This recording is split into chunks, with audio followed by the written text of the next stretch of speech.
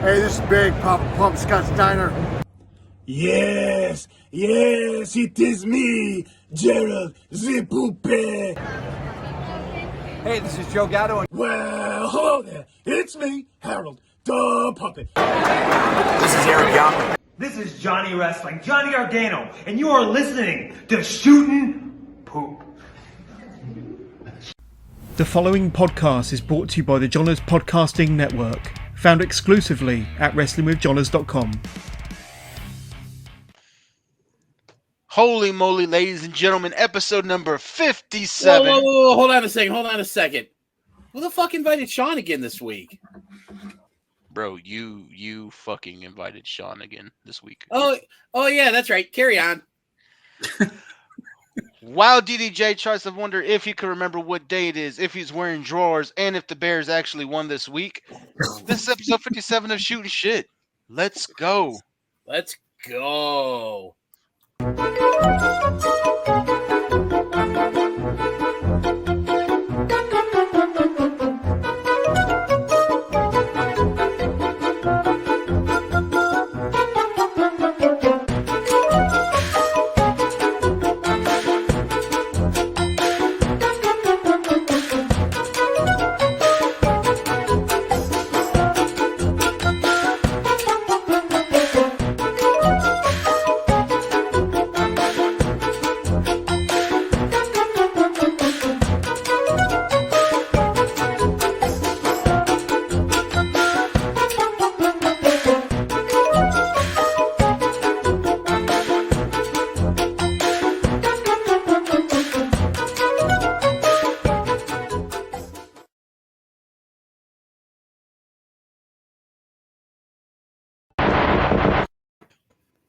You couldn't get a better picture of me, man. I thought it was a First good one I could find. Yeah. All the pictures we've taken together, and you picked that one, dude. That's with Mark Henry, man. The background, but I You wanted don't it to see be Mark about Henry, you. though. All you see is my fat ass standing in front of Literally Mark. fucking cropped him out. You cracked out Mark Henry. There's no Mark Henry. you I liked wanted Mark- it just That's to be what you. the I mean, we all have our own. mystery And that's You not know what? even a Photo good of Mark side, dude. Henry. You know what? I didn't give my random thought before we played the intro, so I'm going to give it right now. All To right. quote the great Rick Moranis as Dark Helmet, I'm surrounded by assholes. Well, to quote an even better quote, do you ever feel like a plastic bag drifting in the wind? All right. All right, I'll see you guys later. I'm out on this. Yeah. This fucking Hey. Jesus You- fucking you- Christ. You sit your ass there with your freshly shaved head and white tee. Oh. And sleeves. And Do you- sleeves, do you have yeah. Do you have a Well, court date the today? sleeves. This You okay? no, it's just that this is what you do. You wear sleeves when you're 6-0, and number one in the NFC. We had to start early, I see. Oh, Wow. we're 3 minutes in. We have to bring it up early. We have to talk about it because as much shit talking as you decided to do all last week, and I was pretty calm and good about it, but Jesus fucking Christ, let me tell you, there was no greater joy. And I will give you this in our group chat on Sunday night. Oh, man. I fucking actually spit my drink out when you sent the gif of the fucking putting the fork in the outlet. Dude, I opened my phone and I was taking a drink and I spit it out and I was like, are you fucking kidding me? I laughed so hard. I just wasn't expecting that one. that was good. That was one of the highlights of my night right there. Yeah. that wasn't entertaining. I think that was the most entertaining part about the game was our chat. It was a roller coaster of emotions. Most of it was just sad. Very sad. Yeah, it's like one of those terrible roller coaster stories where it goes off the track and they're like, oh, 18 people were killed today. That Final was the roller Destination coaster type you were stuff? on. Hey, it is spooky season, gentlemen. Final Destination shit right there. A Hell movie that yeah. traumatized all of us. Who can drive behind those log collars See, anymore? I can't that fucking do it. Every fucked time that up happens, every my time. wife literally says, "Not today, Death," and she puts it That legit fucked up an every entire time. I generation. swear to God, not today, Um, Death. Yeah, Oh, yeah. Shared Can't do trauma it. right there. that's it, baby. Fuck. So now we've got out of the trauma from the fucking Cowboys and Eagles. Yes, the Eagles won 6-0, top of the division. They are who we thought they were.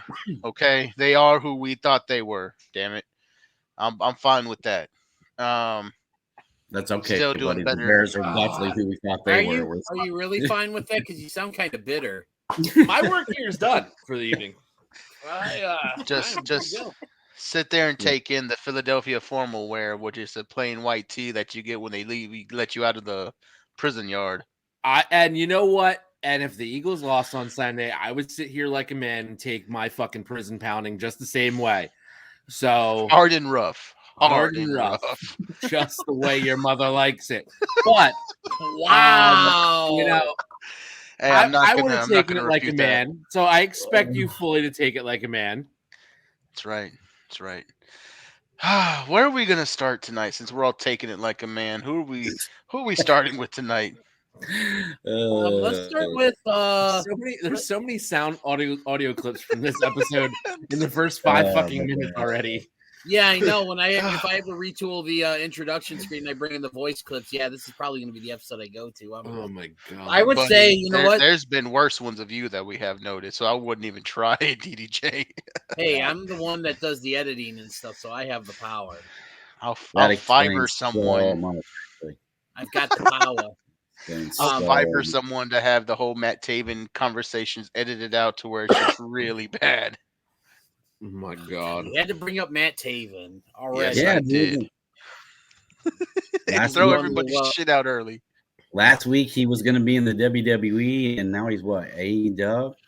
Yep. He's possibly AEW, so he won't. DDJ won't have to pay $100 to see him at a meet and greet where you have to do it across a wall. I already met him, so I'm good there. So I would say, you know what though? Let's talk about let's get the scary stuff out of the way. Let's talk about what happened in that main event on Dynamite. Oh man, we have to start on a fucking low. AEW Dynamite Title Tuesday. Number one, I like the name. I like the name Title Tuesday. It was a good little gimmick for them having to move due to the freaking playoffs. Still loved it. Mm-hmm. Main event, guys. Hangman Adam Page versus Jon Moxley for the AEW heavyweight title. Fairly good match until the end. If you guys have seen it as many times as I've did it from all the angles, it looks like Mox went for his normal clothesline. Maybe hit it a little too high, clocked Hangman. Hangman didn't make a full rotation, landed on his neck. Think they came out and said it was a concussion, but they're saying it was a concussion, but they completely stopped the show. They pulled away from it quickly, which you knew like this is something serious. Yeah, and for all the people out there who are asking if it's a work, like seriously, like especially with the shit that happened with Tua, they're not going to sit there and make a story out of something like this, especially with because could you imagine? Because they would, it'd be a PR nightmare for them if that were a work. I mean, another one. Yeah. And they don't need. They definitely don't. They've had their fair share of PR nightmares as of late, and they definitely don't need another one. But I remember we were all kind of talking, in our chat, me messaging Sean back and forth and stuff. And I thought from the beginning, I felt like it was a concussion just because if you look like when he did the flip and he went to land, it's like his arm landed, and then he just went, landed basically his head crashed in his arm. And I thought that might have been where he got knocked out and stuff. But I mean, long story short, I'm glad that's all it was because it could have been a lot worse. People were speculating that it was a lot worse. That could have been way worse. But the thing is kudos to referee Paul Turner and to Doc Sampson for, stepping right into it, realizing, yeah, he's done and stopping the match. I mean, that was, the medical team, everybody, that, that was just well done all around and stuff, because they did Adam Page right by, everything they did. So here's my question to you, four gentlemen, if you can be called that. Wouldn't it be three technically? Because who's the fourth person you'd be talking to, unless you count yourself? I always talk to myself. You answer your own questions, though, big dog. That's no, man. You can't do that. Then you're crazy. Well, I mean, in that case, you might want to get some help. I'm just saying. Like, geniuses talk to themselves. Crazy people answer. Remember that. That's one of my lifelong quotes, my friend. Anyways, I know, right? Bill Murray. So, it was in Groundhog Day. No. Here's the question of the hour. Did the concussion to Hangman Adam Page change the finish of the match? And not, of course, Mox goes over. No. I'm talking about the build up to an MJF possible cash in on Title Tuesday. I don't think so. I mean, first off, I mean, I think how AEW handled that after the injury, Mox getting on the stick, MJF coming out, like there was 9-10 more minutes of it was about 10 minutes or something left. It was about 10 minutes, I believe. Those two, I mean, they basically just riffed, and I think the way they handled that was pretty awesome. I mean, when MJF came out with the chip, he was still in his streets, man. I mean, he ain't cashing that in his streets, especially in them cheap ass suits he wears. So I don't see that as being, dude, come on, man. The guy makes that much money. You can't get a tailored suit, dude. Even my white trash ass knows how to wear a suit, and that's just not it, brother. But the one thing that I did that stuck with me, and this is something that I've been thinking about, for the untrained eye to think this is a work, can we stop calling this shit fake now? Can we quit using that word? Like, it's still, even to this day, people throw that out like it's fake or it's this or it's that. It's not. It's never been fake, ever. Choreographed, maybe. Written and staged, yeah. It's live action television. Nobody calls Kevin Costner a fake when he kills somebody on fucking Yellowstone. You know what I mean? It's just a character doing what his character does. And it's just like, to see these guys take the bumps that they take in a sport that we love so much, and to hear some ignorant ass that doesn't have, the respect to the knowledge to know what the hell he's talking about. Can we take fake and shove it up somebody's ass? I'm so sick of hearing that. This guy's career could have been over. Nobody's telling Owen Hart's wife it's fake. You know what I'm saying? It's just, these guys are trained athletes, and they get hurt all the time. And that could have been way worse than what it was, man. It could have been way worse. That could have been a neck broke. It could have been so many different injuries. But I mean, not that a concussion isn't serious. It is. But I mean, concussions are kind of par for the course, in the sport. So, but yeah, let's just get away from the fake, man. I'm sick of that shit. Yeah, the sad part is we never will. It'll always be there. But God damn it, I miss the old days, like fucking Hogan choking out Belzer and dropping him on his fucking head. David Schultz slapping John Stossel. Yeah, saying fake. Yeah, for calling it fake. Is this fake? And slap the absolute fucking shit out of Stossel. Yeah, I miss those days. I do. I seen a clip the other day where Thunder Rosa chopped, was that one Maya Khalifa, the porn star or whatever that does the sports Khalifa. Oh, yeah, there you go, DDJ. Now we're in your realm. She was talking about on the show how it was fake, and they had Thunder Rosa on, and Thunder Rosa chopped her, and she don't think it's fake anymore. Hold on. You're telling me that a porn star was calling wrestling fake. What you do is fake. Yes. 90% of you is fake. Yeah. To quote Bubba Ray, the floor is real, and that's what they hit all the time. Not what Mia Khalifa has. That's fake.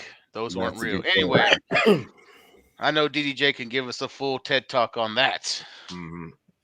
But hey, I do more than watch porn.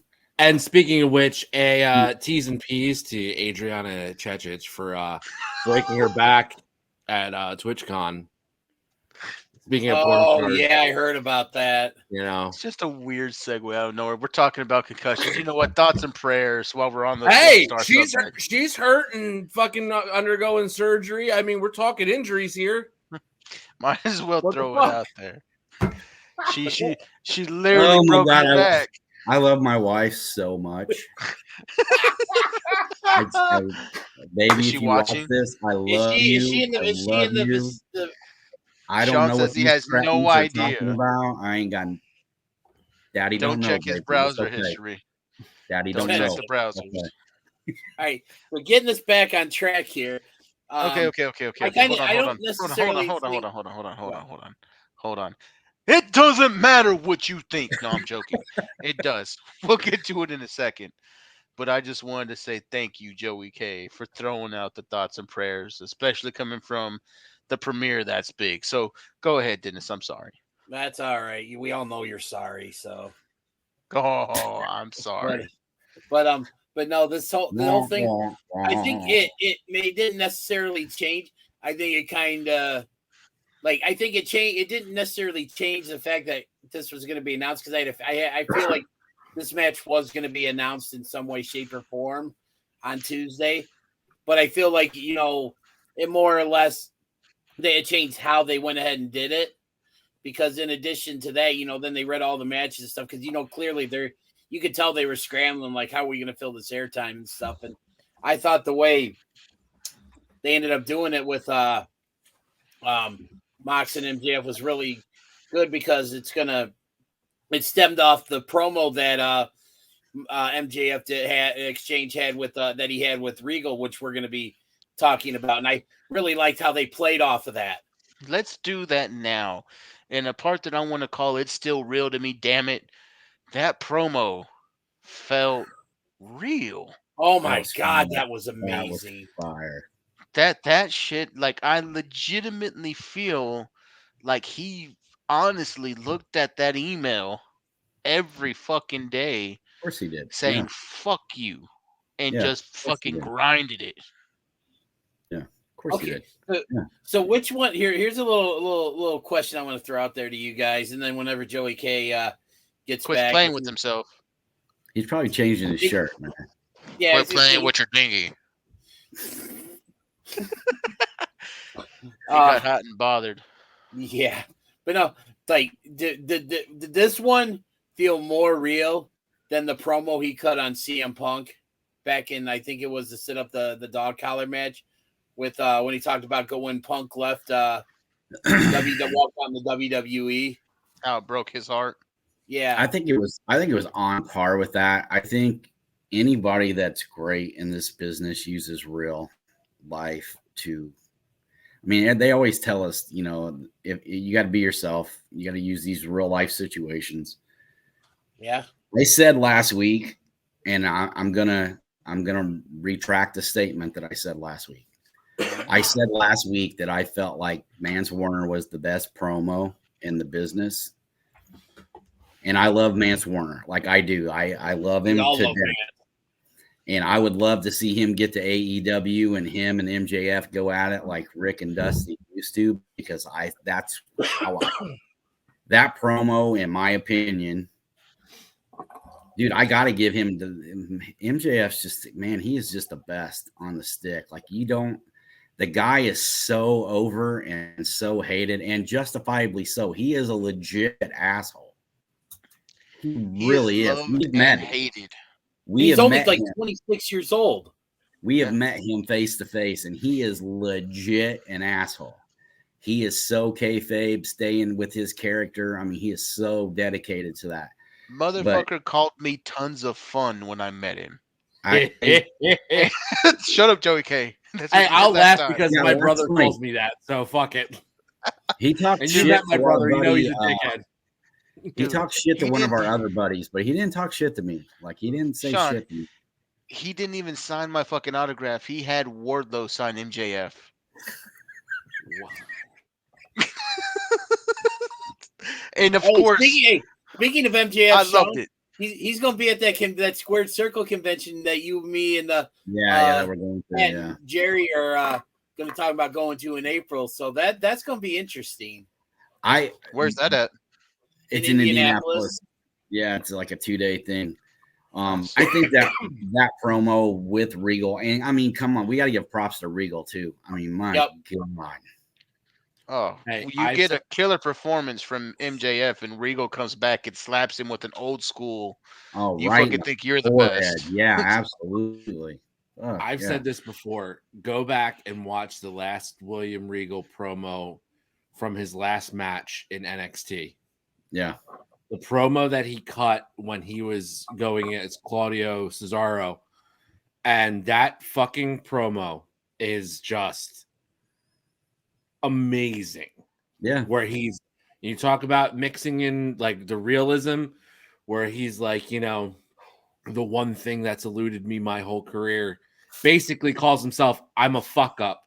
Yeah. I'm the one who fucked up my career. Yeah. But I still got a little something left. Yeah. And it's just fucking amazing. So those two going at it was brilliant. That was a great It was movie. gold. And I think a lot of people expect anymore MJF to always have a great promo, but a lot of newer AEW fans probably don't realize what Regal can do. You're exactly right there. And I think that's probably the bigger surprise for a lot of, newer fans, not guys who, like us who've seen Regal do shit like that in the past. So that was good. But MJF he knows how to be a heel, and he is that old school. I am a heel 24/7. Yeah. Don't, sure. Don't expect to see me being nice at a fucking signing. Don't expect me to be nice, when you see me in the airport. He's in character 24/7. That's who he is. A guy that me and Dennis know, Nico, he freaking gave Nico shit, and Nico's in a wheelchair. Yeah, he's like, he goes, I'm gonna do something that you'll never be able to do, and he gets up from his chair and walks away. Wow. He walked away on Nico, bro. That was fucked up. Well, I just told I was talking to a kid in LaSalle, Peru at that Knights of Columbus we went to, and he wasn't even wrestling. He was just in a sling and doing promos then. Dude, what about that video? The video of the signing where the kid's with the dad, and he tells the dad or tells the kid that your dad should have wore a condom to like a fucking 10-year-old kid. And I'm like, what the fuck? Like, is it shocking? It's shocking because you don't get that kind of fucking heel in anywhere anymore. Yeah. But there's also the one where the convention he was at, where like he was taking a picture with someone, and he's like it's the dad and the kid and him, and then the kid and the dad are smiling, and MJF's looking at the kid like he's giving stare down and like giving him the middle finger or something. I think that's the same one where he tells his dad. Oh, is that what it was? Okay. I couldn't remember if that was the same one. And it's fucking amazing. Like nobody does that shit. That shit from 30 years ago. Right. There was another kid in a wheelchair, and the wheelchair kind of lifts up so he could take a photo with him. Fucking MJF looks at the kid in the wheelchair and goes, "Are you trying to stand up to me?" I fucking lost it, bro. I think I remember that. I mean, beautiful. I don't know if they're trying to change his. I think that up to this point, he's kind of played that shit heel. I'm gonna have people do my dirty work, dick around, whatever. He to me, just watching that promo and listening to how him and Regal was going back and forth, and where they're kind of, I don't know, where it's kind of looking like he's to the point where, I mean, he even made a point to what's his name, the Stokely, whatever Stokely Hathaway. Yeah, whatever, Carmichael, whatever the hell, whoever the hell that is, was like, dude, I didn't ask for your help. You know what I mean? Like, I'm kind of hoping they're taking him kind of like Rick was. Like, he had the Horsemen, they did their thing, but when it came down to a match for the belt, Rick always stood on his own. He could have had that with the Pinnacle. I mean, we You just know. got the return of Sean Spears and FTR. I mean, Yeah, shit. but that's AEW and their, you know, the writing there is just so helter skelter. It's not even. But I mean, just like that to me, as much as I was sad to see Paige get hurt and that main event end, to me, that main event was burnt long before, because once that promo got cut, and you know, that was the show. I mean, that's all what anybody's mattered. talking about. Yeah, no, and you know, I don't think that match, nothing changed. I think it would have played out where Moxley went over no matter what. You still would have had some kind of MJF at the end.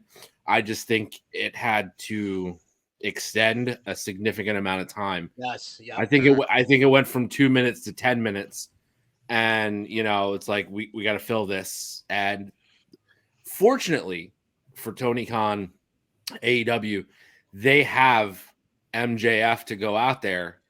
Let MJF go out there for 30 fucking minutes and just rip into the crowd and rip into the locker room, and it'll be probably the most watched segment of the fucking night. Absolutely. You know? Yeah. The bidding war of 2024 indeed is coming for the services of MJF, gentlemen. That's a very real thing. Well, I don't think so at all. I think that's bullshit. Oh wow! You They think will he signed never. up? WWE will never let him get away with what he gets away with in AEW. He has freedom of his characters to say and do whatever the fuck he wants, and he will not have that in the WWE, no matter what. I don't care what anybody says. That's 100% true, and I don't doubt that one bit. And honestly, when it comes down to it, will he stay with AEW? 100%, because they let him do what he does. He won't have that control and he won't have that freedom. But if you think they won't back the fucking truck up and say, whatever you want, bud, it's yours. Yeah. That's really going to happen. No, I do believe that. Big not to do that too. No, I 100% agree with you. He's going to get a huge payout from AEW because WWE is going to throw the world and everything else at him. But I just don't see him going. I mean, I could be wrong. I mean, I understand the WWE's like the Yankees and, you know, everybody else is everybody else, but he's not going to be able to. What makes him special, and the reason why we hate that guy so much, but then pop like little bitches when he comes out. Right? Remember it all out? Yeah. Oh yeah. Dude, people hate that. Like they legit like I wanted to slap the shit out of him for real when I met him.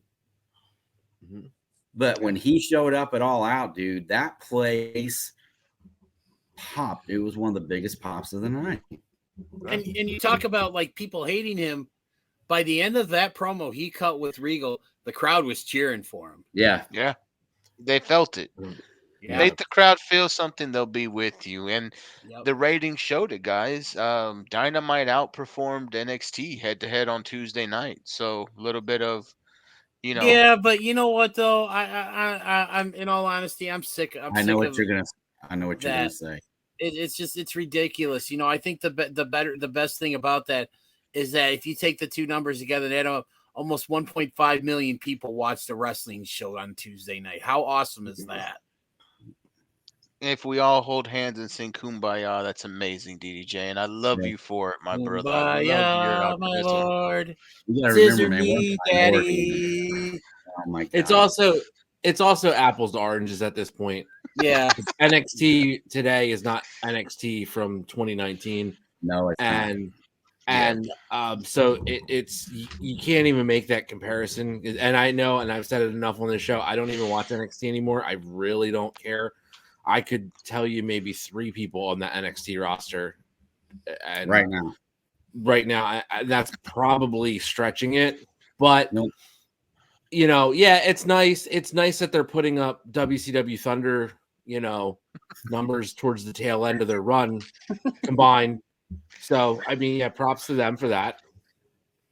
Well, So we all much know love. we all know they're never going to get back to the numbers that they were doing during the Monday Night Wars. It's never, they're not going to even ever come close. I don't necessarily agree with that. I think it seems like there's a surge. Like look, man, we're one Stone Cold Steve Austin, one Goldberg, one person away from it being batshit crazy again. I'm going to tell you this. The reason why those guys were generational stars. You take Steve Austin, you take Rock, you take Goldberg, you take the NWO and everything that was going on. That was lightning in a bottle. Yeah. But yeah, Goldberg just happened, bro. I mean, nobody planned that shit. They had no idea that guy was going to be as hot as he was. But, they seen Steve Austin coming. And they seen Rock coming. Gross. I don't see. I could see. I'd love to see. I don't see it because who's the big, who's going to be that big megastar? I mean, the last real true superstar that transcended the business is probably John Cena. And you can't see him, and you can't stand him either. It's true. He's Hogan, bro. As far as I'm concerned, Cena is Hogan. Never give up, hustle, loyalty, respect, say your prayers, eat your vitamins. But he never went to Hollywood. Even Hogan turned heel. I don't think we'll ever see those numbers again. It's not because of the talent. It's not because of the product so much. It's because it's the same reason you'll never see those numbers for, how many millions of people tuned in to watch Seinfeld in the 90s? Right. How many millions and millions and millions of people tuned in to watch Friends in the 90s? That's because that's all there fucking was. Right. Now now we're in an era where you can watch anything you want at any time on any device. You guys know this. I typically don't watch any wrestling live anymore. I mean, bits and pieces. I generally just have everything DVR'd. Is there a true way of tracking that? Some say yes, some say no. Streaming, or if I don't DVR something and I miss a show or whatever it is, you can go back and just catch all the highlights. I can watch just the MJF Regal promo. I can watch just the finish of a match, things like that. So I don't have to watch the whole show. Yeah. So you'll never see with that like on-demand type viewing anymore. You'll never see those numbers again. That's just not the nature how, people in general consume media anymore. And that's the bigger problem than having just the next Stone Cold or the next Goldberg or the next Rock. I mean, those guys can be out there. You're going to tell me like MJF is not must-see TV? I mean, he really, truly is. Not to you, apparently. To who? I said he's not to you, apparently, because you're not watching it live. I mean, I get what you're saying. Well, I mean that, but there's a difference. I don't watch it live because I got the kids. I have different things going on. Work. Right. There's a lot. He has to make sure that Adriana Chechik gets her check in the mail from his subscriptions. I'm insulted because I'm supporting someone in her business. Oh my god, dude, spit it out for fuck's sake. She said his name in like 2 videos and he's all lovely doved. Y'all. Dude, I will fucking let's bring your wife out here. Let's see what she says about that. Dude, I'm not donating to no fucking porn star. I'm good. Bro, I got too many kids to feed. I ain't donating to anybody. Trust me. I don't got to like that. Yo, T's and P's is as far as we go, bro. Finances are a whole other issue. That's funny as hell. Thoughts and prayers isn't going to put money into that back surgery Joey gave. You say tots and prayers? Like thoughts and prayers. Yes, thoughts. The funny thing is that she legit blew her back out. Like somebody legit blew her Wasn't it on like one of those things like when you go to like the trampoline parks and stuff where like she jumped in, it was like the foam pit or something. Isn't that what she? Right. So she wasn't the only person hurt there, allegedly. There was a lot of people that were in the. There's like a foam pit, and they had like the stands they were standing on, like battling each other. And time out. How did DJ know the whole thing and he claimed not to? Anyway, go ahead. Sorry, bro. DJ was there. Dude, my son loves going to those trampoline parks. I did not think that's where that was. DJ's subscribing to get some feet pics or something. He getting some feet pics out of it. Sure where he was going with that, dude. So Me neither. You start with, I said, how do you know anyone? Well, my son loves. I'm like, he loves what? Bro? What now? He's a young man right there. Little man. He liked watching that girl get her back blown out multiple times. I'm sorry, what?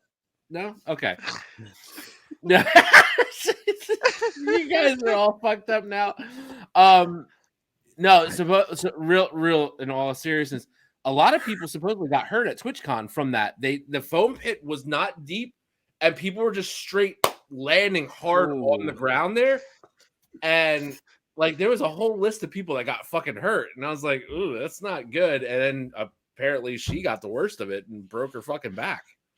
Well, I bet it may have been a little shaky to begin with, so the foam pit didn't help. Hey, she did admit, and it was on a Barstool show. I know that, where she's got neck problems and back problems, and she basically admitted why. She admitted it's taken from pile driver. She's on her neck and just getting hammered and hammered and hammered. We're off the rails now. We're off. Damn you, Jerry the King Lawler, pile driving everybody like that. God. Anyway, yeah. Shout out Hangman. Get well soon. Get well soon. Welcome to Shootin Shit, where we can bring go it all back around, baby. Welcome to Shootin Shit, where we can go from talking about Hangman Page to porn stars breaking their backs in a matter of seconds. From Hangman Page to other kind of hangman. Oh, wow.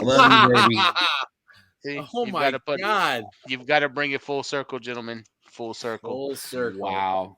Now, we've talked about NXT 2.0 and how Joey K is not a fan. Let's talk about something Joey K actually does like. Gentlemen, Ring of Honor has announced December 10th they are going to put on Final Battle, and in 2023 we're going to get that weekly television show allegedly. So, what are we wanting out of this ROH program, and what are we thinking about this Final Battle? You know what? From what I've been hearing, and I think I'd be perfectly okay with this, sounds like that they're possibly going to be doing it on HBO Max, which is pretty similar to what WWE used to do with NXT on the WWE Network. I don't. And to the people that are out there bitching about the fact that they're doing Final Battle in Texas versus Baltimore or Philly or whatever, like seriously, get over yourselves. Okay, yeah, some of us actually live in Texas. Shut your fucking mouth, bro. Because every fucking major AEW show is in Chicago. Yeah, and people bitch about that. Now, I understand. Obviously, with Tony Khan, you probably get there's the a reason. Whoa. Hold on, Philly. I want to educate you because you don't know. I'm going to let you know. Chicago is the greatest wrestling city in the fucking country. Oh, I'm glad you joined us for the last episode you'll ever fucking be on. You guys had ECW, right? You had that little ECW in the bingo hall. Chicago is Dick the Bruiser, the Crusher, the AWA. It's history. Mm-hmm. It's the great. That's why everybody wants to Tony go to Khan's Chicago. coke dealer lives in Chicago doesn't mean you should get every fucking event. Okay, that's facts. Okay, some jealousy about it. I think the reason why it's always in Chicago is because that's where Pro Wrestling Tees is located. That could be. It's a fucking business deal. They're a t-shirt company. Come on, t-shirt company. Okay, it's a t-shirt company. So what I'm gonna say here is, okay, so people are bitching about the fact that it's not, in Baltimore or Philly or whatever. People are bitching about the fact that it's like, oh, AEW always goes to Chicago. Okay, so it goes back to the fact that people on Twitter just need to shut the fuck up and quit bitching about shit. It's ridiculous. No, it goes back to this. It's not a real fucking Ring of Honor show. That's the fact. Oh, It's Lord. not. He's not wrong. You knew I was gonna say it. You fucking knew He's I not was gonna wrong. say it. You Down know, there. I will agree with you there, but you know what? Did you honestly think, because it's whenever this kind of stuff happens, it's never going to be the same, because it's going to be how somebody else interprets it, and it's just unfortunate.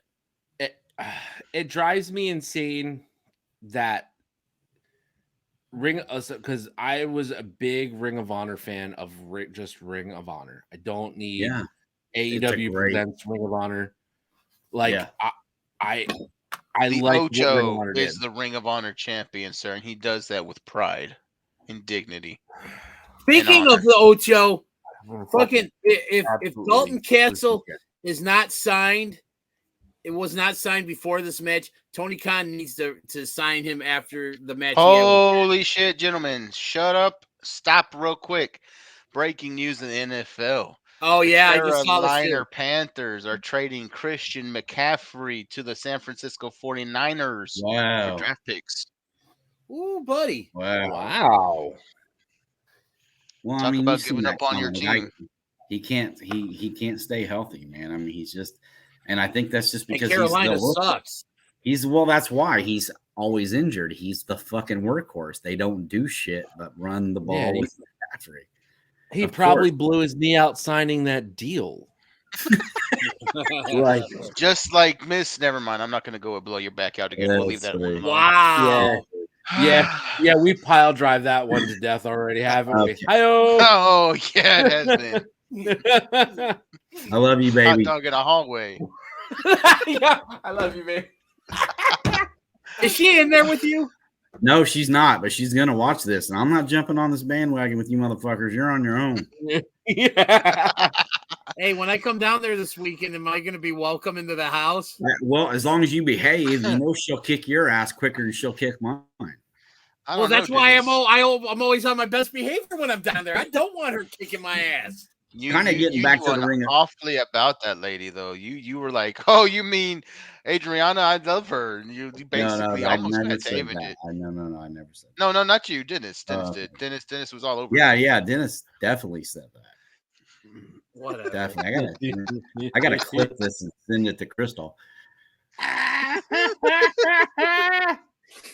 will say this about Ring of Honor. Like, I completely agree with Joey K on the aspect of like it's not a Ring of Honor show. 1, 2. I don't know that him buying the Ring of Honor is really saving that company, because I just feel like it's always going to be AEW's, little whipping boy. I don't know that they're ever. I mean, I wish somebody else would have bought it.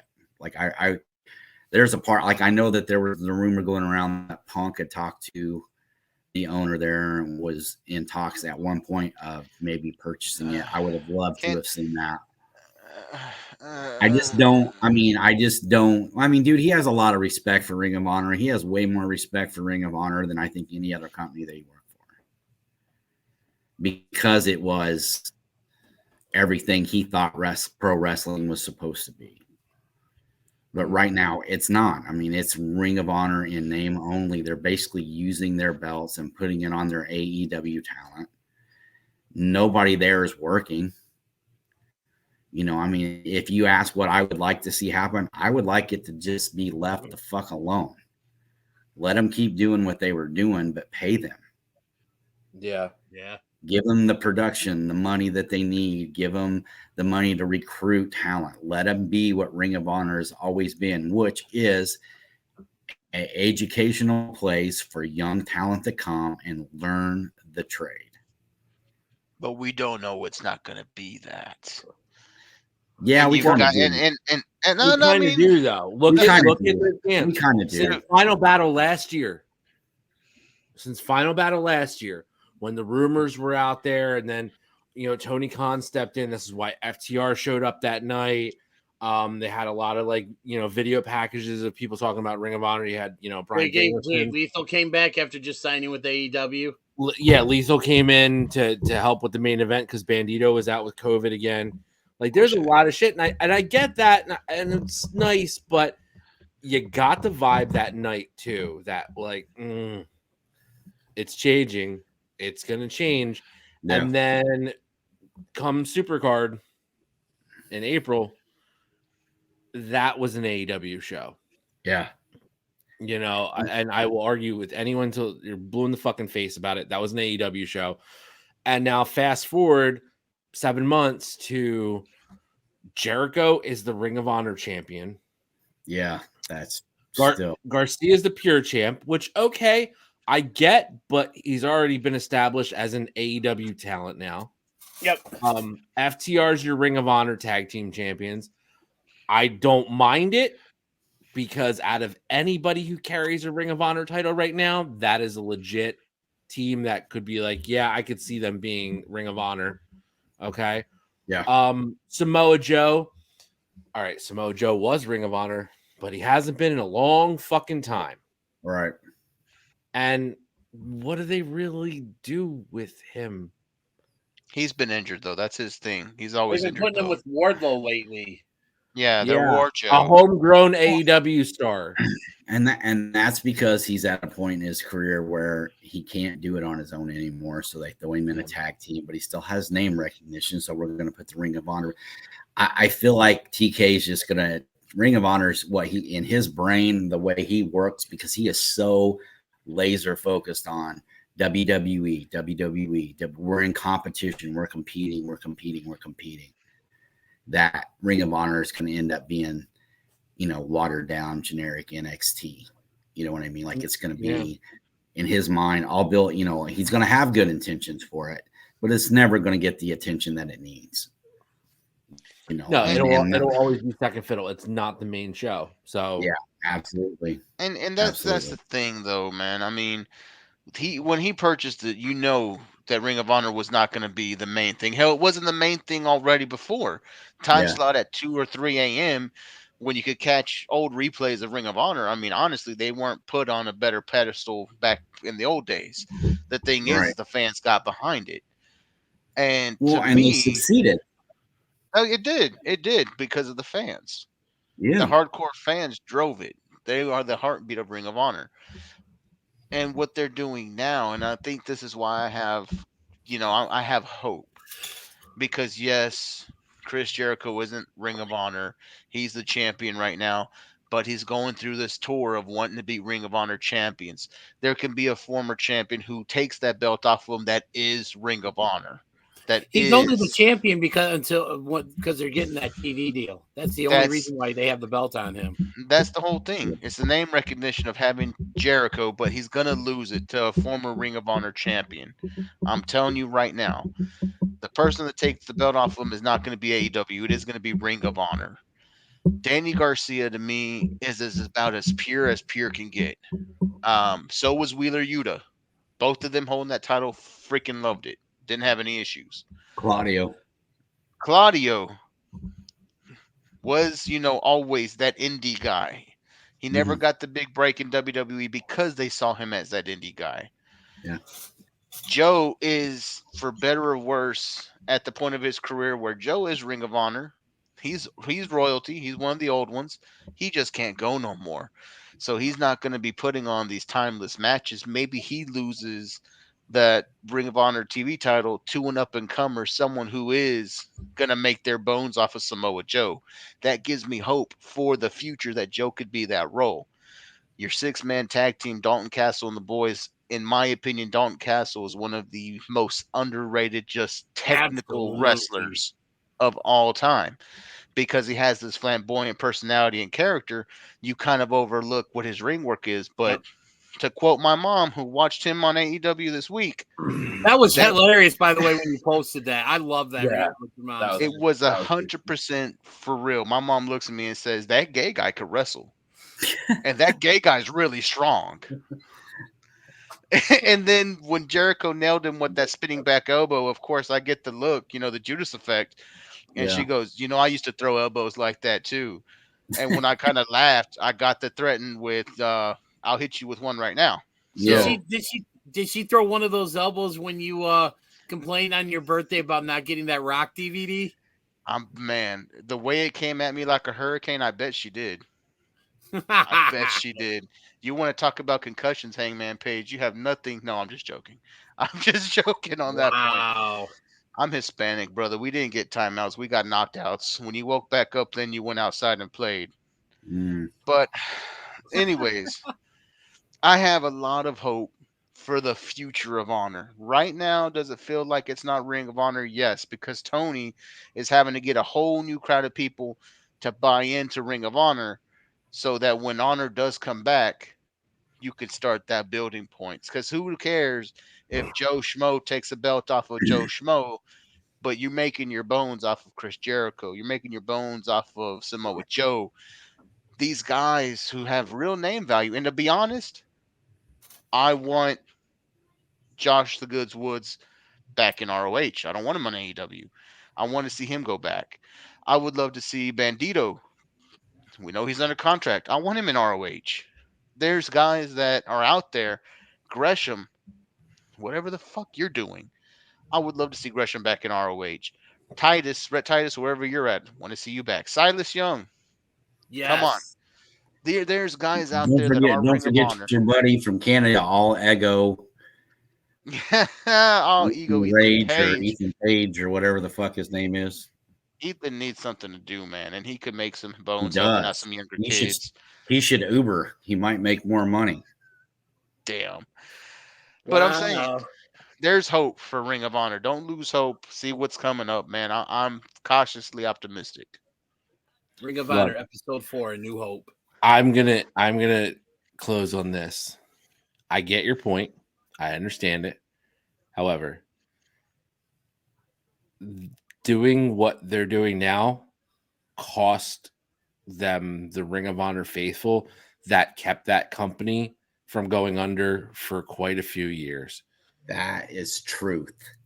And I from a business standpoint, do I get it? Yes, I do. And it does make a lot of sense what Tony's working there. And I'm not stupid to that fact, but I also know I'm one of those Ring of Honor faithful fans, and I look at it and I'm like, that's not Ring of Honor anymore. That is not the product that I would go to see. And or would I want to go to see now? Like, I want that original. I want Ring of Honor 2019. Give me, Violence Unlimited. Give me fucking, the Foundation. Give me Bandito. Give me Roosh. Give me all the things that I really loved in that last 2-year run of Ring of Honor. Give me that. But we'll see what happens. Let's give it time, I guess. If you build it, they will come. Brother, they were already there. That's the problem. I came a lot. And I'm just jumping off what Joey K said, and I completely 100% agree with him. Everything he's saying. My problem with it is we have a millionaire owner who went, I'm going to jump in here and I'm going to change everything. That's when you lose that hardcore fan base, the ones that have been keeping that thing afloat, because you're basically telling them everything that you loved, I'm going to get rid of all of it. It's done. And that's the problem. NXT Black and Gold, it wasn't Triple H. Yeah, he put the players together, but what made that show fun to watch was the people who filled the stands at Full Sail Arena. 4 matches a show, and every single match they were involved in. They were with every match, every second, and that was Ring of Honor. On a bigger scale, that was Ring of Honor. Everything that Triple H is doing now, somebody else has done before. He's just picking it apart and then throwing all that money and all that production behind it. Tony Khan, I don't know that he has the mind for the business the way Paul Levesque does, but he damn sure hasn't figured it out yet, and he's 3 years in. He's got the mind. He's more, I think, of a fan. He books from a fan's perspective versus Triple H, who books for more, I think, of what's best for business perspective. Yeah, but DJ, we all know, how many times have we read shit and been like, man, wrestling fans are fucking stupid. every day. Okay, so my point is you can't book. I mean, the ones that show up, think about the GCW crowd that we go to. It's the same thing. If some big money benefactor came in and took over GCW and changed that product in any way,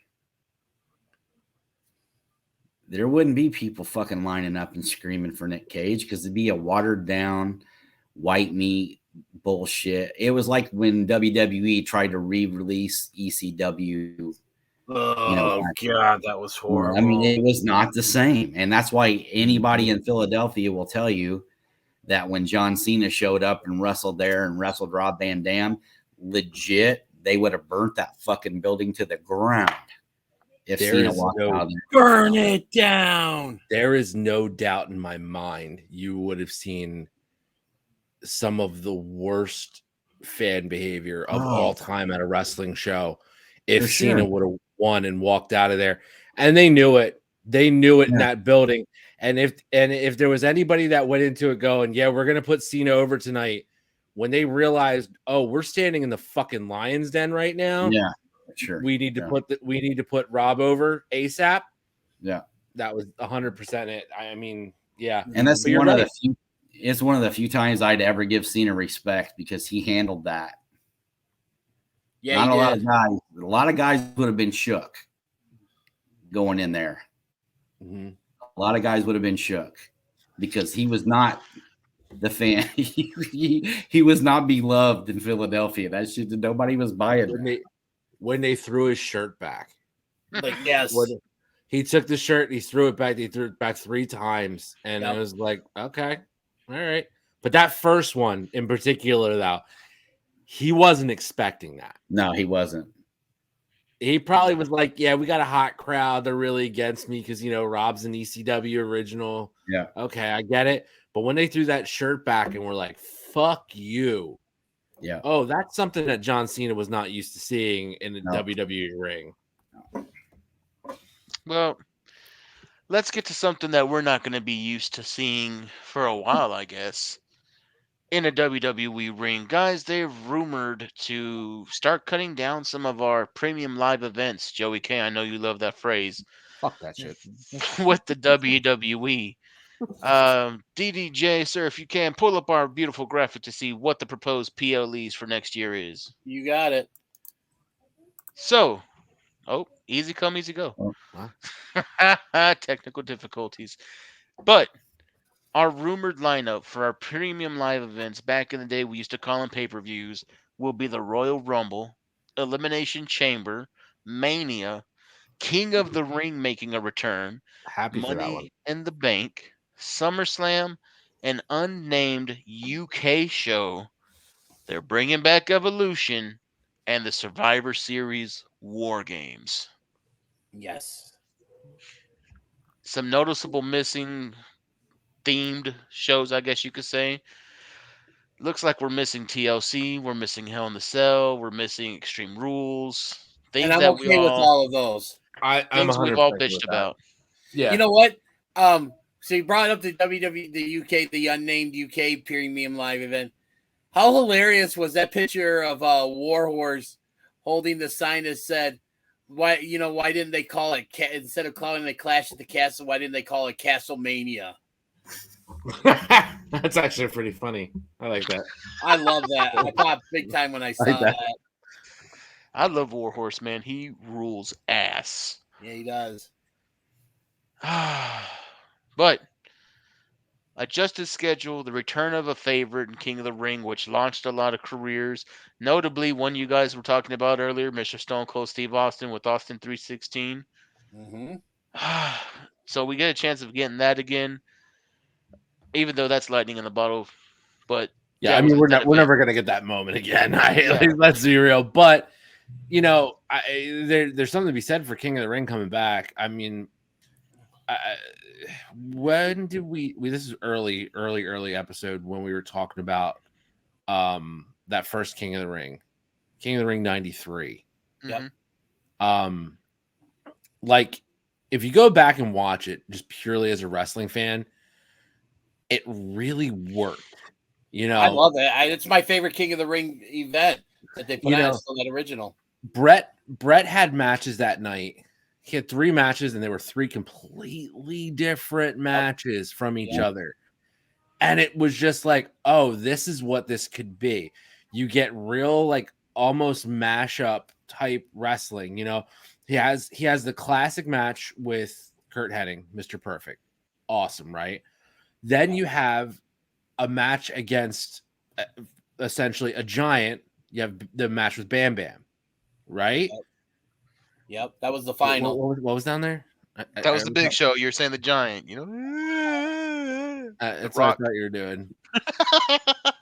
Yeah, one more time. I thought you were jerking off John Cena down there. You do that one more time for me. You can't see me. I'm not doing it again. Do it again? No. That's pretty good. 59 minutes. Anyway, you know, where was I? What am I missing? I hit.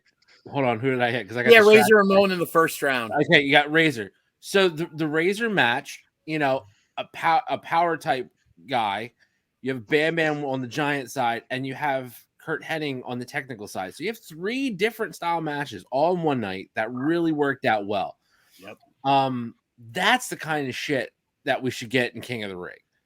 And if they go back to that like type of night, that's going to be really great. Because the King of the Ring's been dead for years. This like, oh, first you got to qualify in, and then you have just like a shitty match the next week, and it's like, oh, you're going on to the next round. I love that it was all in one night. That was like one of the best things about it. That tournament style, it needs to be that. It gives it a little extra. So I'm happy about that. And you guys already know how I feel about fucking gimmick pay-per-views and gimmick matches. So I've gone on long enough about that. Fuck the Hell in a Cell. You know, you name a whole event, Hell in a Cell, and literally there's 1, maybe 2 matches that are Hell in a Cell matches. No, leave the fucking cage down the entire goddamn night. Yep. You know, put every match Hell in a Cell, and let's see what the fuck they can do.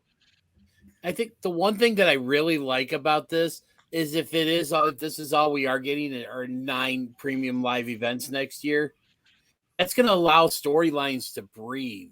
It's not like you're going to have, you know, like 15 premium live events in 12 months where, like, you know, you're going to have a premium live event and then 2 weeks later another one. Like, it's going to give stories a chance to breathe, and I think that's the thing I'm most excited about this. We talked about that too. I feel like WWE is watching our show because I feel like they have to be, because we did make this point. We made this point like a month ago where it was just like, let's strip down like some of these events, build stories, build characters, get to it. Like, this is all shit we've talked about. Like, and then like literally 4 to 6 weeks later, WWE does an announcement that they're doing something that we talked about. We're either that fucking absolute much asshole fans that we fantasy book that hard, or somebody's actually listening to us.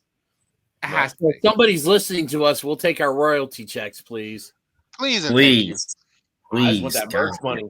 I can go for that merch money, baby. I'll just take, give me a shirt deal. Give me a shirt deal. I'll take that. Yeah. This will pop Sean. Just give me the shirts. Yeah. I get all the free shirts I want, baby. I'm going to show my age here because I mean, I think I'm obviously the oldest one here, right? You guys are all. You are. You're 42, right, D? Yep. What about you, Joey? 40. 40. Yeah. The hot 50. One? Black don't crack, baby. Okay, baby. Oh my god. We were talking about the Attitude Era a little bit ago, and I mean, you guys obviously you're old enough to know this, and maybe you're not. I'm not sure. I'm just spitballing, but there was a time when, before the Attitude Era and before Eric Bischoff, you know, whatever, they started booking pay-per-views every month. And the reason why WWE started doing it was so they could compete. And this is, in my opinion, is the downfall of the business. It's what's caused so many people. Let me finish. I got a point. I promise you it's a good one. I promise it's a good one. Go ahead. It is hurt the business in this sense in this aspect alone. When I was coming as a kid growing up, WrestleMania, there was 4. There was Royal Rumble, there was SummerSlam, there was Survivor Series, and there was Mania. And all year long, the storylines ran through every one of those 4 shows. So you got real feuds that had time to be written, developed, seen to fruition. And without those 4 pay-per-views and those storylines getting time to develop, you don't get Hogan and Andre at WrestleMania 3. You don't get Randy and Ricky Steamboat at WrestleMania 3. You definitely don't get the tournament at WrestleMania 4. You don't get Ultimate Warrior and Hogan in Canada. You don't get that. That build-up. You don't get that. And I understand what everybody, like, we all watch, we'll pay, we all have the network, we all watch them and shit. But the biggest problem, the biggest thing that changed, and in my opinion hurt the business more than anything, was we started, it was a cash grab. We're going to do a pay-per-view every month because we're raising ratings. Now every month. You want to know why it became a cash grab and stuff? And this is what I pinpoint when the downfall of WWE started, is when they went public. Well, I don't know if that's the case, but I'm saying it happened earlier. When WWE went from Raw, which was everything blacked out, the Titantron, no fireworks, none of that overproduced bullshit. That's when their product was, in my opinion, the best. They spent more time on character development, storyline, and writing. Yeah, they did a bunch of crazy shit that didn't work, but 75% of that shit did. Now every Monday night is a pay-per-view. Yeah. Dynamite is doing the same thing. They went from those 2 little circle things walking out on an all-black stage. Now they got digital lighting all the way up to the ring. TV. It changed the business. The Monday Night Wars, not everything was good, because in a sense, everything got so big and so overblown because they were trying to overdo this and they were overdoing that they flooded everything with production and lights and all this other shit, and the product suffered. And it still hasn't, like, revived from that moment. They're doing the same thing still. How much pyro do they spend on Monday Night Raw every Monday night? I'd love to see the pyro budget. I'd like to see him shave this back to 5 or 6 pay-per-views, like once every 2 months. Give your storylines time to breathe and build. Give opportunities for guys that aren't doing shit right now, because your storyline time is this long, and we got to get to it quick because there's a pay-per-view in 3 weeks. That's 4 shows. Mm-hmm. And then your pay-per-view. And you wonder why you can't keep the attention of the viewer. And the writing is shit. There's just the long drawn out. Yeah, that's all I'm the King of the Ring thing, like Xavier Woods and Selena Vega. They were your most King and Queen. And tell me anything they did after they won that shit. Nothing. Got injured. Not a damn thing. Have they even brought up the fact that they're the reigning king and queen? Both are in. I seen them both on TV. Yeah, I seen them both on TV the other night. Nobody said shit about them wearing a crown. Neither one of them was wearing a fucking crown.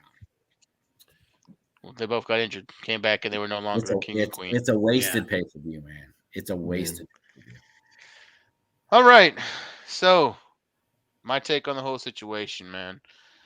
I grew up where every other fucking week was a TNA pay-per-view. I love TNA. I'm TNA old school, baby. I'm black box cable, so I can have the TNA pay-per-view every other fucking week. And that's the thing. I've watched wrestling for a very long time. And, Dallas, we love our wrestling down here. We're home to the Von Erichs. We're home to Shawn Michaels, The Undertaker. We know talent down here. We know our wrestling. And the issue became back in the old times, it was weekly. You had your weekly big shows. Every Saturday, Sportatorium had its spectacle. You went to go watch it. Saturday morning, you turn it on. You got world class. You're watching it. Hell, I've got, big time fan of the freaking flamboyant Eric Embry. But anyway, when you get down to it, you had that constant source of wrestling. And I think the WWE, what they did is they saw what companies like TNA was doing. Every week they had people paying for their pay-per-view product. And WWE was like, well, we're the big dogs. Why are we sticking to just 4? Let's do this. It's Valentine's Day. It's the same Valentine's Day massacre. Let's do it. It's They were bad doing the monthly blood. pay-per-views long before TNA came into the picture. I know. I'm getting into really DJ. God damn it. I let you talk. Anyway. Just gonna mute him. I'm just gonna mute him. But anyway, they see what other. You do realize I could unmute you. You mute me. But anyways, so like I said, you see other companies. I tried to unmute you. Why'd you do that? Just jacking with you. Anyway, so you see like WWE, they start to build up and they're doing these monthly and monthly and monthly and monthly, and you've got a reason. You have your random. It's this month. This is the holiday, so this is your pay-per-view. And some of them, I mean, hey, some of them were good. I'm not gonna lie. The original concept of Backlash, I liked it. The original concept for Unforgiven, I liked it. I fucking miss Armageddon. Armageddon was amazing. It was a good pay-per-view. Then they let that go and became whatever it was now. TLC. Probably Hell in the Cell. Yeah, TLC or Hell in the Cell, something like that. Because Armageddon had the Armageddon Hell in the Cell for a while, which was amazing. Oh, that was a great match, wasn't it? And that's what I'm saying. You have those things, and like some of the pay-per-views kind of built towards what the main storyline was: Bad Blood, Unforgiven, and it kind of gave you a reason to keep watching. And this is back in the time where it's at its peak.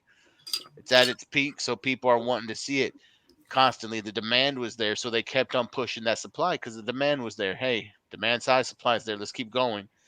But then you hit the rate of diminishing goods, man. Your diminished value came when your product is no longer getting good. We got stale. We got tired of seeing the same shit over and over. I don't want to see WrestleMania Backlash as a rehash of WrestleMania. I don't want to see the horror show at Extreme Rules. Oh God. I would rather watch a fucking Taboo Tuesday than the horror show at Extreme Rules. Yeah. But you want another coal miner's glove match? Yeah, I'd rather have a coal miner's glove match than fucking the Extreme Rule. Anyway, horror shows, Extreme Rules, bullshit. But that's the point. Is they started pumping out so much random bullshit that you're just like, oh God, and you don't even think like some of those back in the day. You got memorable things from St. Valentine's Day Massacre. You've got memorable things out of some of these one-offs, but you lose that touch when you keep trying to make memorable things happen every single month, and you start really wearing down the product. And you just do it for the sake of doing it, basically. Yeah, you're doing it for that cheap pop, Mick Foley style cheap pop. But right here on Shootin Shit, but it's just. It gets tiring, and you get over excited, you get over exposed to it, and you can't process it. So you show us a concept of, hey, we're gonna scale it back. We're gonna kind of give you close to what you had before when it was only 4, where we let things breathe, where you knew SummerSlam. The biggest event of the summer. Summer's ending. Here comes SummerSlam. You get your friends together around the TV, and this is your last big thing before school starts. Fucking SummerSlam party. Mania's coming. That's right in the beginning of the year. That's your big year meeting with your friends. You come together for Mania, or you get Survivor Series. That's like your fall pay-per-view, and you kind of it's on Thanksgiving. It used to be Thanksgiving break. Yeah, Thanksgiving night and Thanksgiving Eve. Yeah, so like we're all off school. We're all on our Thanksgiving break, and Survivor Series has happened. Awesome. And you're getting like big massive teams. I get it. I get exactly what you're saying. I'm all on board on that. I like letting things breathe. I like the storylines. I'll ask you this because Sean, you said something that I've been thinking about. We don't get a lot of these buildups.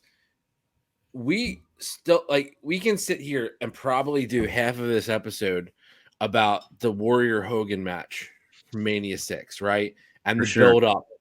And because at that time it was unheard of. You got the two top baby faces in the company, the two top champs, and they're going against each other. Yeah. Okay. They both look like Adonises.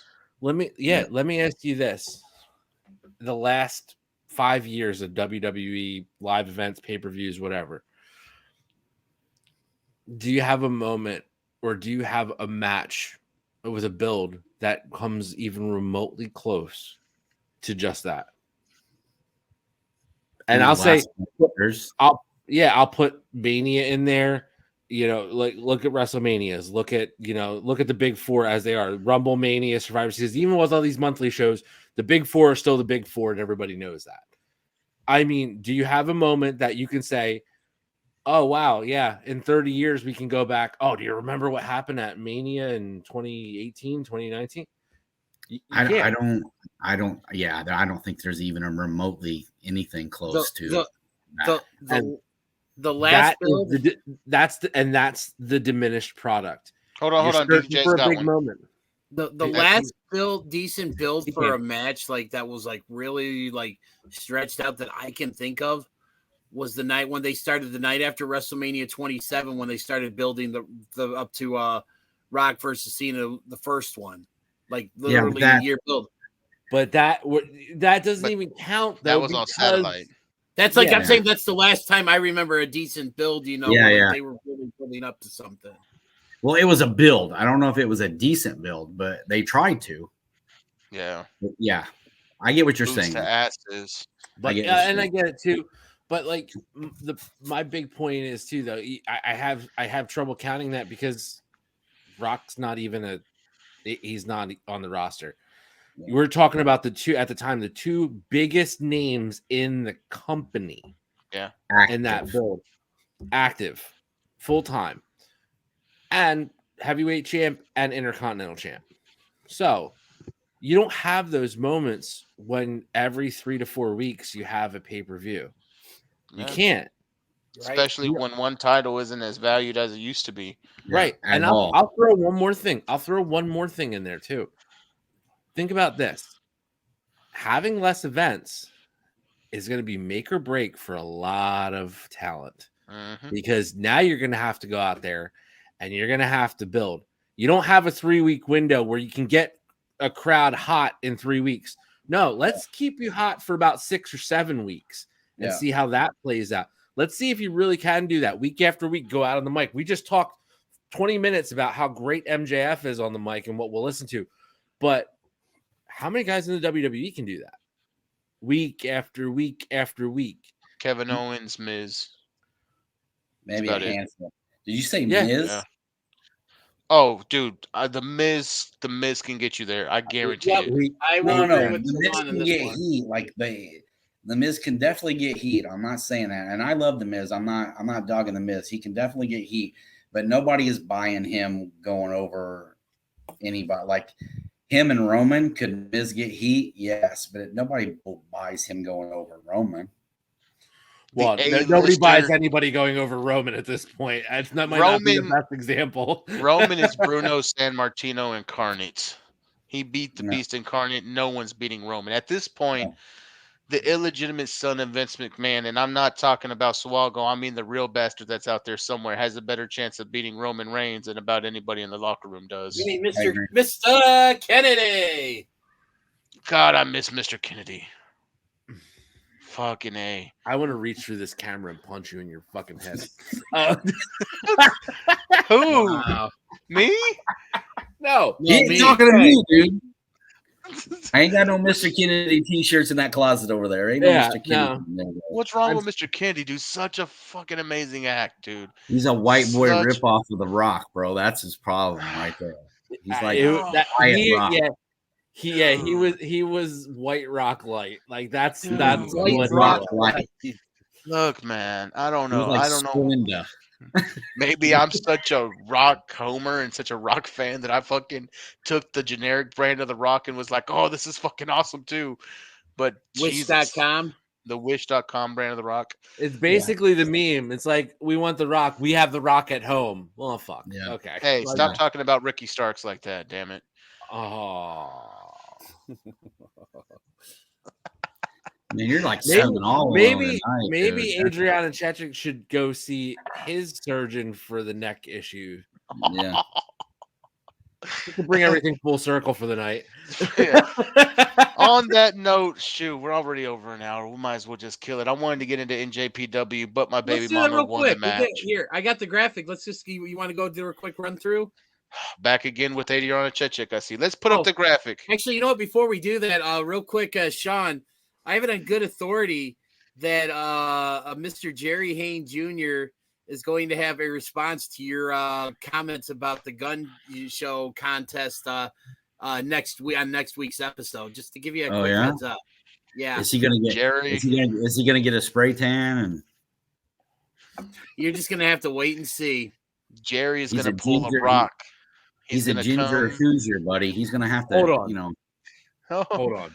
No. Let me finish that one because I see what you're thinking. But I'm gonna say this: he's gonna come like the Rock. He's gonna bring it via satellite. No, he's gonna bring it.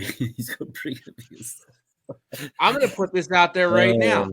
I'm gonna put this out there right now. Oh, Come on, big dog. Shit, baby! Oh my god, I'm blown! Yeah! Fuck you and your satellite bullshit, motherfucker! The gun club came out tonight. Whoa! He wants you to follow the buzzards.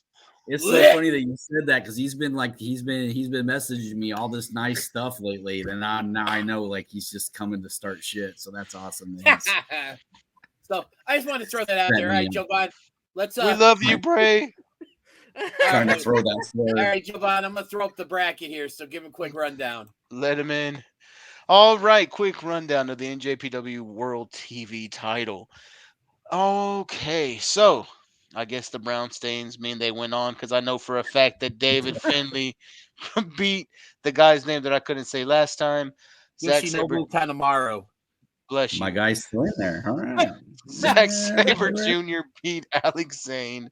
Yoshihashi took out Jeff Cobb. We're sorry, Joey K. Fucking day. My baby mama Evil took on Aaron Hanare. Sonata, we do know. He lasted 3 seconds too long to win that one. Sonata went over Tai Chi. Kenta went over Goto.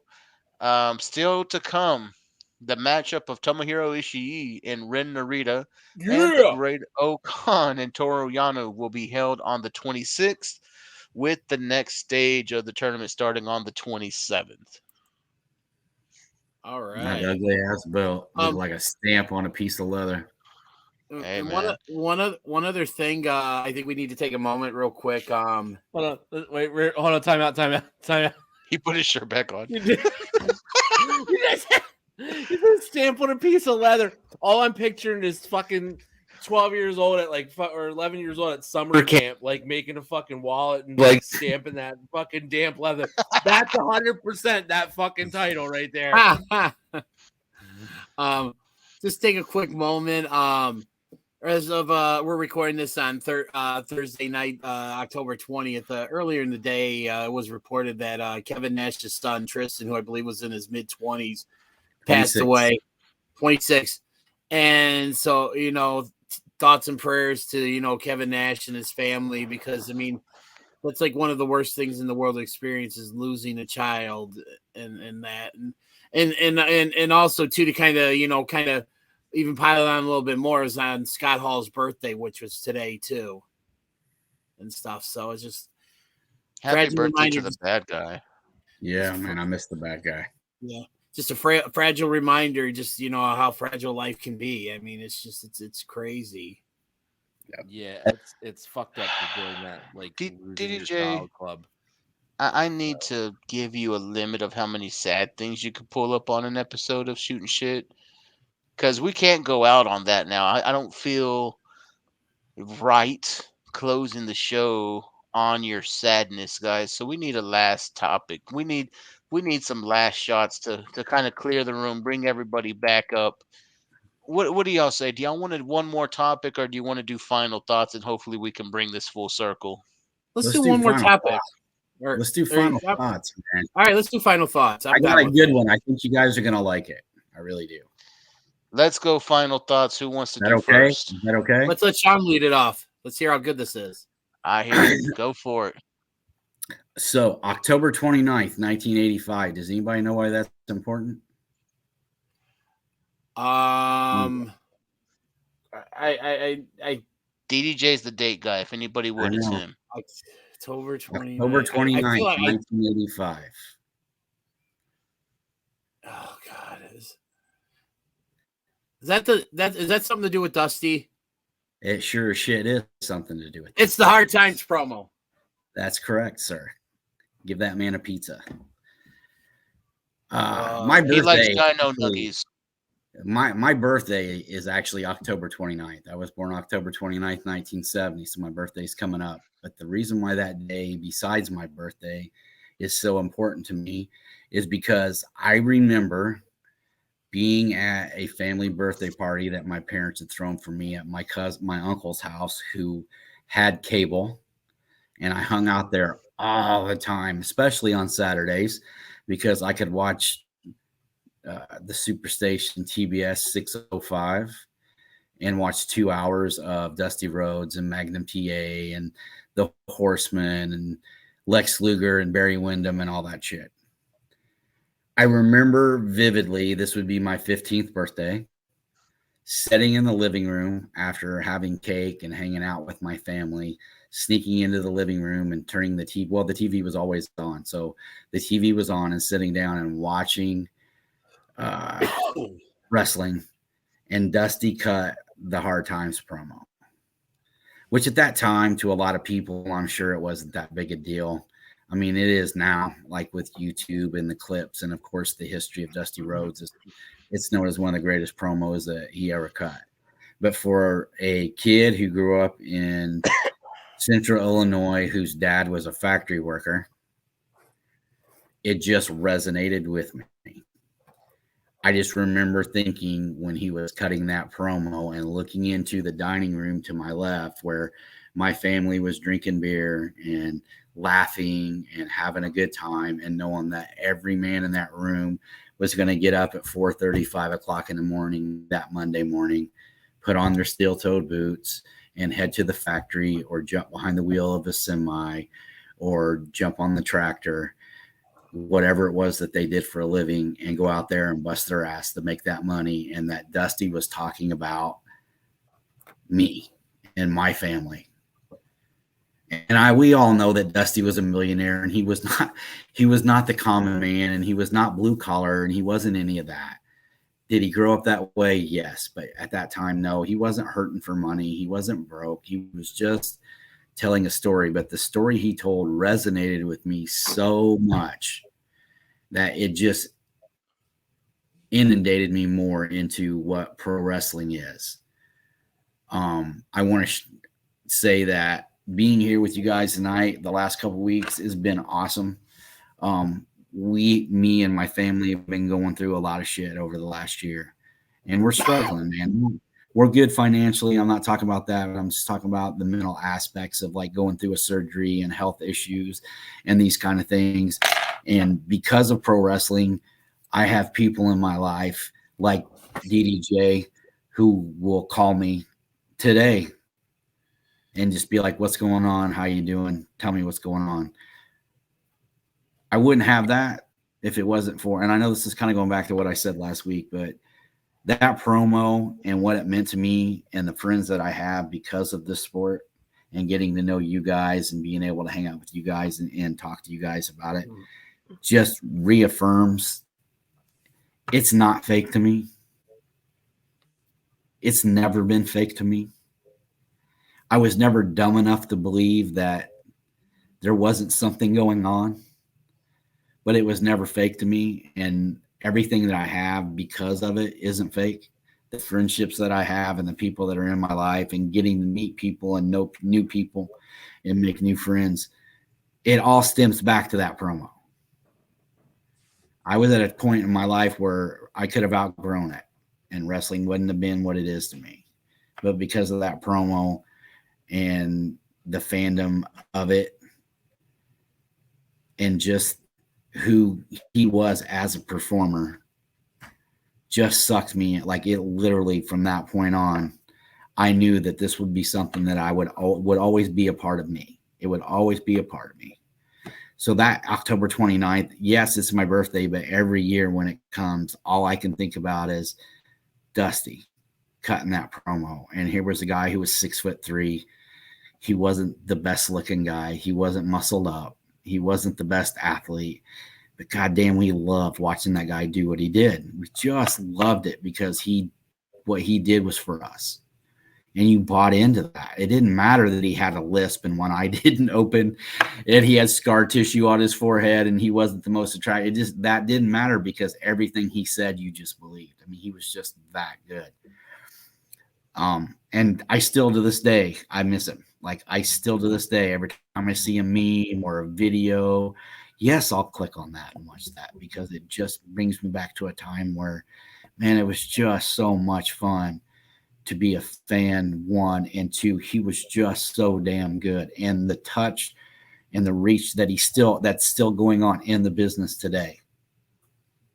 The people that are still there doing what they're doing, the Sasha Banks, the Charlotte Flairs, Cody, his son, and Seth Rollins, all these people that he had a hand in developing and creating and turning into stars, and Diamond Dallas Page, and just, I mean, man, the list just goes on and on and on.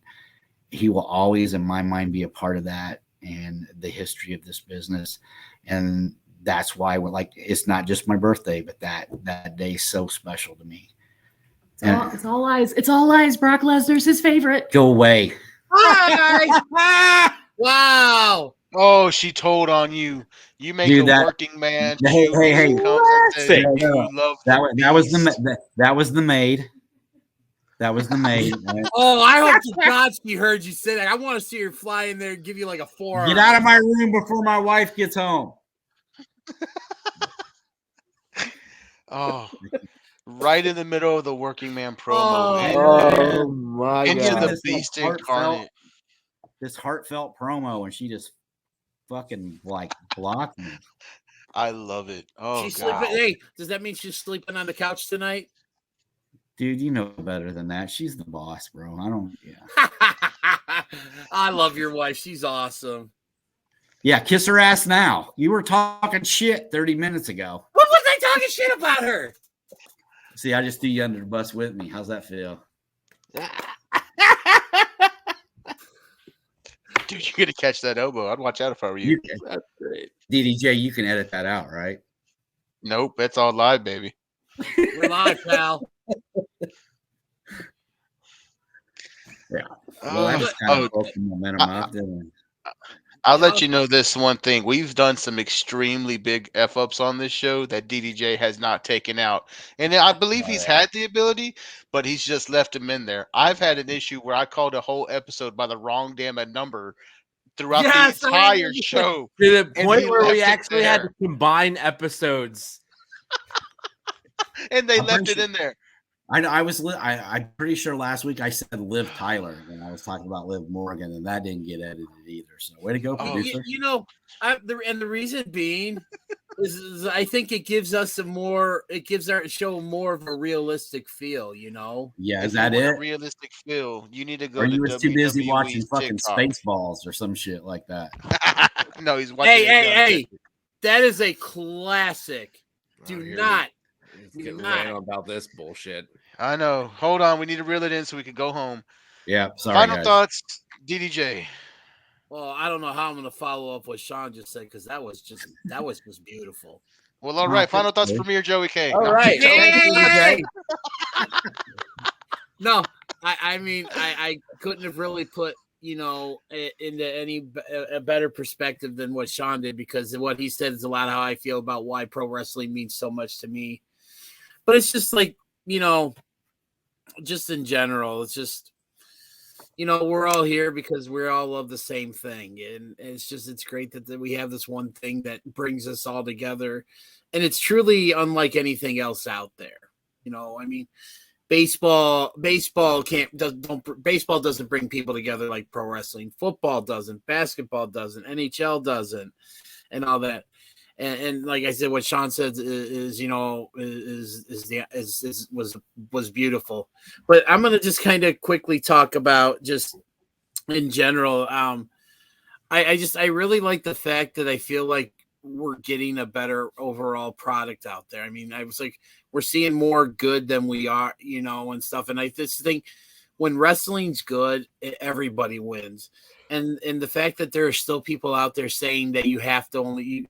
Like you can only be an AEW fan, or you can only be a WWE fan, or a GCW fan, or whatever. Screw that. The little comment I made earlier when we were talking about WWE or NXT versus AEW. Yeah, AEW won, but to me, what sticks out is that at least 1.4 million people watched a pro wrestling show on Tuesday night, and I think that's awesome. I don't understand why we feel this need to have to pick a side. Why can't we all just enjoy wrestling in general and all the different types of wrestling? We've got, what we see on WWE. We've got the deathmatch style of GCW. We've got the pure style of the old Ring of Honor. We've got what we're seeing in Impact. And it's just, there's something out there for everyone. And I just think, I just wish we would, as a fandom, would embrace that instead of like kind of making everyone do like, oh, you have to pick a side. You know what? Fuck that shit. Good point, brother. I'm blown away because I've heard DDJ cuss more tonight than I have in my whole damn near 2 years of knowing him. So I'm still kind of shell shocked. Premier. Just wait till a week from Sunday when it's Dallas versus Chicago. Oh, you're gonna try to tough talk me with your known team? No, anyway, he's just saying you'll be able to hear us cussing from Texas. Yeah, what Sean said. Damn. These motherfuckers put it in the end zone. Jesus Christ! It's gonna be a real back-breaking performance. All right, the Premier Joey K. What do you got for us, buddy? Two things. One, yes, I completely agree with what Sean says. Wrestling does bring people together. Wrestling does a lot of things. I've said on the show before, in 2019, the first time I left my house after we lost our daughter was the night I went to AEW Dynamite. It was their third ever show. It was in Philly. And we had tickets, of course, prior to everything that happened. I didn't want to go. I really wasn't in the mood. But kind of pushed, yeah, maybe you should go. Maybe you should get out of the house and go. And it's hard to say it because I don't want to say it was like such a great night because obviously it wasn't. But it was a night where I had 4 hours of I just get to have some fun. A break from I the get chaos. to kind of get lost. Yeah, get lost in something other than everything that was happening at home. And that's the appeal of pro wrestling. And yes, does it have a silly side? Of course. Does it seem slightly childish to some people? Yes, obviously it does, but it has the ability to, you get lost in it. And the more you get lost in it, the more you find some really great things too. And that's always important. And that, yeah, DJ, you're right. I hate the people like, oh, I can only watch WWE or I can only watch AEW. And if you watch anything else, it's not. It's the product everywhere. It's the business in general. And that's really good. I mean, the four of us here is something. I mean, DJ, we met online, over wrestling t-shirts. Yep. In turn, This is how I get to know the hot one down here. And now here's Sean, another person. Like, wrestling brings like people together, and you get friendships. You guys in the past year, you guys have been there for me, like through all these ups and downs and all the crazy and chaotic shit that's happened since last year of my life. So, and without pro wrestling, none of that happens. Yeah. I get none of that, So aside from that, my final thought of the evening. Final thought. I would just like to say, Javon, fuck you! You fucking goof! They came to Philly and they got their asses handed to them. Fuck your backup quarterback. Fuck your defense. Fuck Micah Parsons. I don't give a shit. Fucking McCarthy ready to fucking just what fucking quarter is it? Fucking goofball on the sidelines. That loser fucking bum. I can't wait for December. You know why? Because it doesn't matter. It doesn't fucking matter. We can lose because we're already gonna have the fucking division. You're playing for a fucking wild card hope, and you better hope. You better pray to whatever fucking gun-wielding Texas god you have down there that you're going to fucking even get the wild card against the New York fucking Giants. And I hate those scumbags just as much as I hate the fucking Cowboys. I don't care. It's beautiful. 6-0. Eat my ass, motherfucker. Fuck y'all. He did. He left. Wow. I think Jovan broke it. And I was going to say, once he was done talking the story about going to the AEW show after his daughter, the unfortunate passing of his daughter, I was going to talk about how, and Sean knows this because he was there 2 days after my dad passed away. I was supposed to go to an MLW show with, Sean and a few of our friends, and then my cousin Jerry was going to be coming up from Indiana. And right after he died, I remember, I think Sean was one of the ones I talked to. I said, man, I don't know if I'm going to go or not. And if it wasn't for him and everybody else, I probably would have stayed home and stuff. But after talking to him and my friends and stuff, I went and got my mom. I asked my mom, I'm like, are you okay with me going to this? And she said, yeah, your dad would have wanted you to go. And I went, and I tell Sean all the time just how much that night meant to me. So hearing Joey's story before he went off on his final thought, it just made me think about that. So, Jovan, your final thought. I had a sentimental laced final thought like everybody else did. But after getting reamed like Adriana Chechik, I'm going to have to put that aside because I feel like my back just got broken like the Dallas's defense. Oh, my God, dude. I gotta give it to him. Fucking Eagle fan. He did what he did it. He did it big. Final thought for me, man. It is, the common theme everybody's fighting against tonight is it is fake. We're not stupid. We know it is. Wrestling is fake. Fake as fake as you want to call it, but fake for the right reasons. It's fake in the essence of you don't have to be yourself when you're at a wrestling event. You don't have to be yourself when you're with other fans. I'm not Javon Manacho when we're hanging out or when we're doing this shit here. I'm Giovanni Tuhati. I'm my fake self. I'm my happier self, because I find entertainment and joy in the slight reprieve that we have from this shit show of a world that we live in, pre-pandemic included. And that one escape that everyone leans to is pro wrestling, and for fans of the wrestling sport is pro wrestling. So is it fake? You're damn right it's fake, because it lets me be somebody who I'm not really on a normal basis. That's how fake it is. Everything is 100% legitimate about it. It is a sport. They're not dancing. This is not ballerina. The floor, as Bully Ray said, the floor is real. They hit that sumbitch every time they take big moves. The injuries are real. There's a reason we tell jackasses, don't try this shit at home. Because as a victim of the sharpshooter from my father, very, very, very many times, that shit does hurt. I'm not going to lie to you. And my father didn't care if I was a 10-year-old little boy. He was sitting on my fucking back because that's the way Bret Hart did it. And you know what? Damn right. Fucking sit on my back and do it the right way. Don't puss out. Do it all the way if you're going to sharpshooter somebody. But go watch Hangman Page if it's real right now. Watch what he says. Exactly.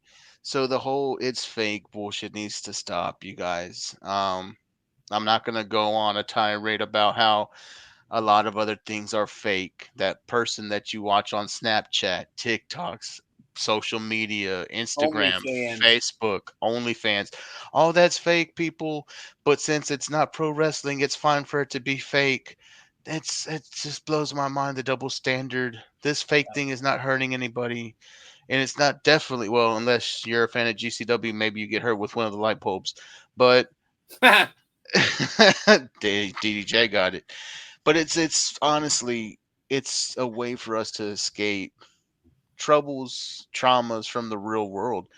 Everybody here, and I was going to share before I got my ass ripped again, uh, you know, a story on how you can dive into this as an escape, and that's what everybody does. The best form of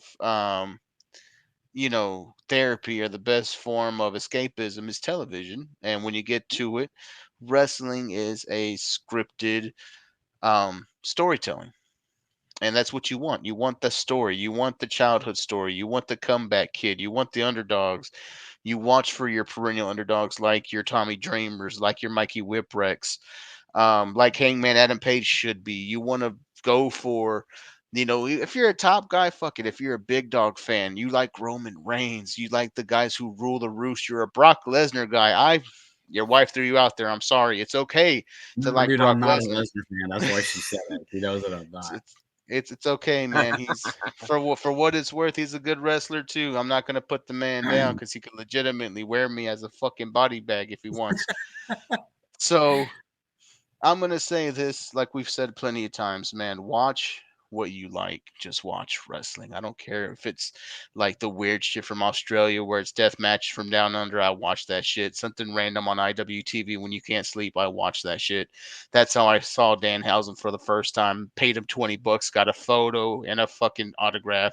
Now you got to pay him $100 because it's at AEW. Yeah. Watch these small things, man. Watch these shows. Go to the shows. Get IWTV. Watch things like The Masked Wrestler, which I really got into. First time I saw Lady Frost was on The Masked Wrestler. Now she's in Impact. They got that new one that's going to be on Disney Plus with the Marvel luchadors or whatever. The AAA luchadors are coming into Marvel. Yeah. With Disney Plus, which is a freaking amazing crossover, guys. There's so much happening. Just watch your own wrestling. Oh, and I'm gonna end on this, DDJ. And when I get done with this, go ahead and hit our roll.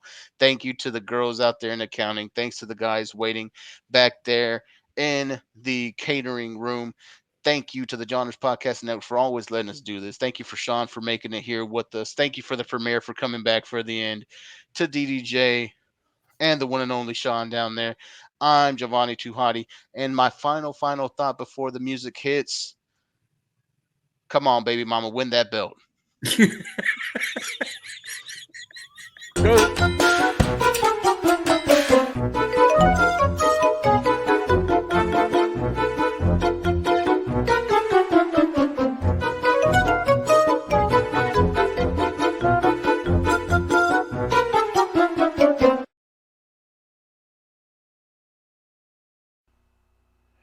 Do not forget to hit the like and subscribe button.